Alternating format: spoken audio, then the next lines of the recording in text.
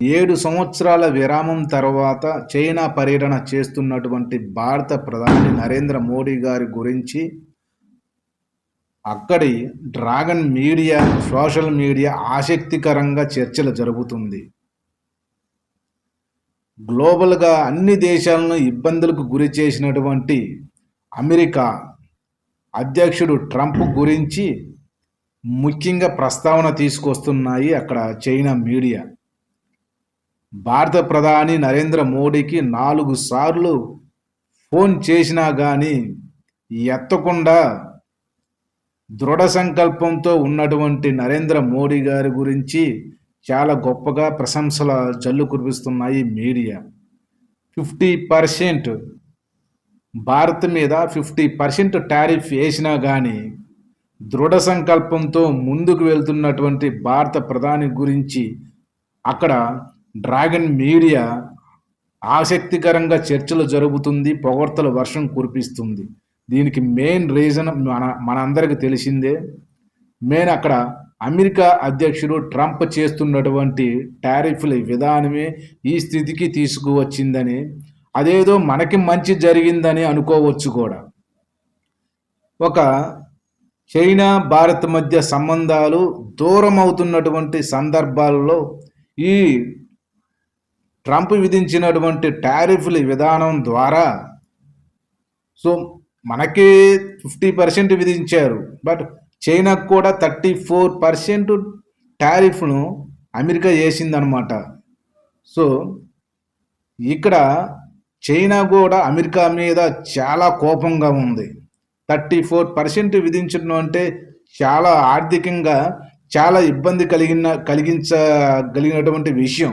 ఎందుకంటే ప్రపంచ దేశాలన్నీ కూడా నా గుప్పిట్లో ఉండాలని ఒక నియంతృత్వ పోకడకు వెళ్తున్నటువంటి ట్రంప్ విధానాలను వ్యతిరేకిస్తున్నటువంటి ప్రపంచ దేశాల అన్నీ కూడా ఇక్కడ SCO సదస్సు, శిఖరాగ్ర సదస్సు కోసం అందరు చూపులు ఎదురు చూస్తున్నాయి. అది ఎవరంటే ఒక భారత్, చైనా, రష్యా, ఈ 3 దేశాలు కూడా కలిసి ముందుకెళితే ట్రంప్ దిగి వస్తాడు అనే ఒక విశ్వాసంతో ప్రపంచ దేశాలన్నీ కూడా ఇప్పుడు ఈ సదస్సు మీద ఒక కేంద్రీకృతం చేస్తున్నాయి అన్నమాట. ఇక్కడ చైనా మీడియా మనకెందుకంటే మన భారత్ మీద మెయిన్ ఫోకస్ చేసింది. ఇక్కడ మనకు అర్థమవుతుంది భారతదేశ ప్రతి ఒక్క పౌరులు కూడా గర్వించదగ్గ విషయం ఇది. ఎందుకంటే ప్రపంచ దేశాలలో మన ఆర్థిక వ్యవస్థ, GDP అభివృద్ధి చెందుతున్న దేశాల్లో మంది 3వ స్థానంలో ఉంది. GDP కూడా మంచి రిజల్ట్ వస్తుంది.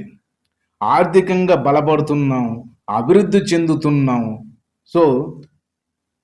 వీటన్నిటిని కంపేర్ చేసుకుంటే చైనా మనకి చాలా వాల్యూ ఇస్తుంది, విలువలను ఇస్తుంది. చైనా మీడియా అక్కడ అనుకుంటుంది భారత్తో కలిసి వెళితే భారత్తో మనం మంచి సంబంధాలను కొనసాగిస్తే ఆర్థికంగా మనకు ఎదురు ఉండదు, ఆర్థికంగా మనం బలపడతాం అనే ఒక స్వార్థం కానివ్వండి వాళ్ళకి.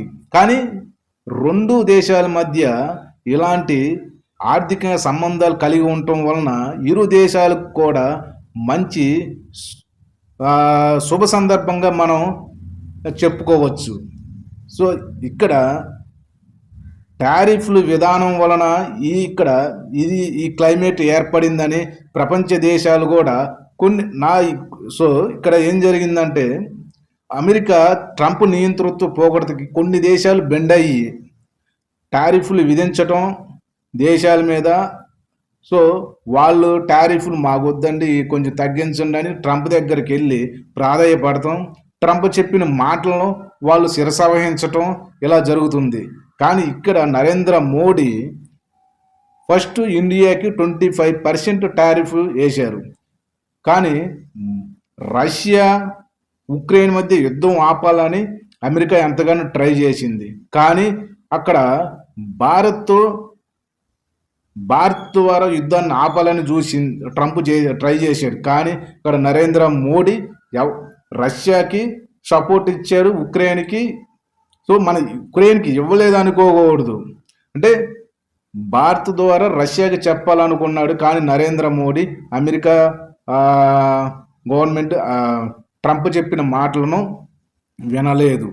సో దీని తర్వాత పర్యవసానంగా ట్రంప్ మళ్ళీ నేను చెప్పిన మాటలు వినలేదు కదా అని మరలా 25% ఎక్స్ట్రా టారిఫ్ వేస్తూ టోటల్గా 50% భారత్ మీద టారిఫ్ వేశారు. కానీ భయపడాల్సిన అవసరం లేదు, భారత్ భయపడాల్సిన అవసరం లేదు. నరేంద్ర మోడీ కూడా నిరుత్సాహపడలా, భయపడలా, ముందుకు కదిలెళ్ళాడు.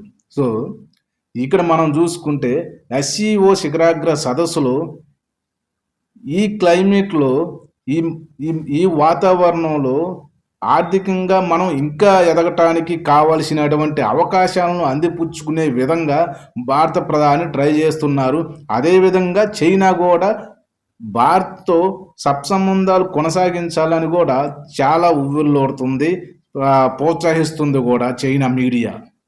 సో ఇక్కడ మనం ఒక చైనా డైలీ మీడియా అంటుంది, భారత్ యొక్క సంబంధాలను ప్రోత్సహించటం, బలపరుచుకుంటానికి ఇది ఒక మంచి అవకాశంగా భావిస్తుందని అక్కడ చైనా డైలీ మీడియా రాయటం జరిగింది.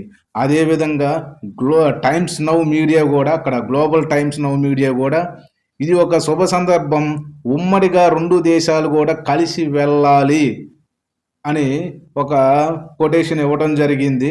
సో ఇది మొత్తం కూడా ఒక మంచి వాతావరణంలో జరగాలని మన మీడియా కూడా భావిస్తుంది.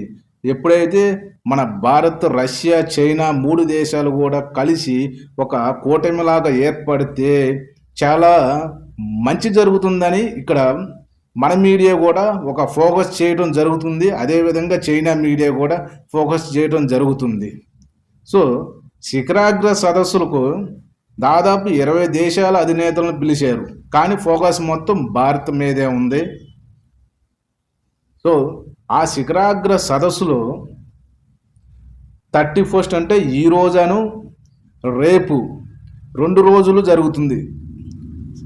ఈ 2 రోజుల్లో కూడా మంచి వాతావరణంతో మంచి అభివృద్ధి చెందే విధంగా ఇరు దేశాలు, మన రష్యా, భారత్, చైనా కూడా 3 కలిసి ఒకే మాట మీద వెళ్ళే విధంగా ఆర్థిక వ్యవస్థను బలంగా చేకూర్చుకునే విధంగా ముందుకెళ్ళాలని ప్రతి ఒక్కరు కూడా ఆశతో ఎదురు చూస్తున్నారు. సో అంతా మంచి జరగాలని మనం కూడా కోరుకుందాం. Thank you.